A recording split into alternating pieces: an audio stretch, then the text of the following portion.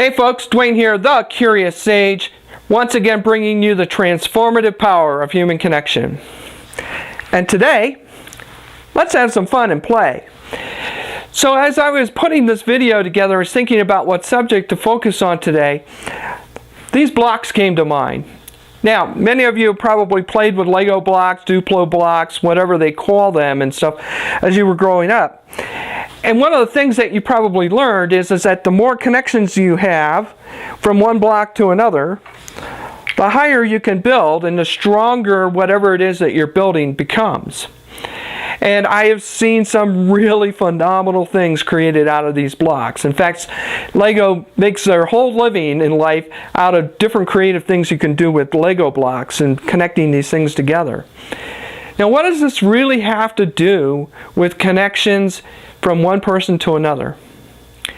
Well, as I was reflecting on this, it became apparent to me that in order to build strong relationships with other people, we have to have more than one thing in common. In other words, we have to have more than one connection point. And the more of those connection points we have, the stronger they become. And we can build whole communities out of strong, loving, sincere, and authentic connections. On the other hand, there are certainly situations where maybe the connection we have with somebody else is relatively weak. Maybe we have just one thing in common. Now, that doesn't mean that that relationship is not important. It just simply means that it's not at a level of depth that will survive maybe perhaps a tragedy or some other stress in your life. Now, I have people in my life that are both really strongly connected with me and others with a much weaker connection. So my very closest friends are here. And acquaintances and other people that may pass through my life are more like this. Now, it doesn't make this relationship necessarily worse than any of these. It just simply means that this relationship is not one that I'm going to put a lot of time and energy into. Or if I find that maybe I have a couple connections with them, I might actually start building something more. You really never know where a relationship's going to go until you start exploring beyond the initial thing that made you connected in the first place.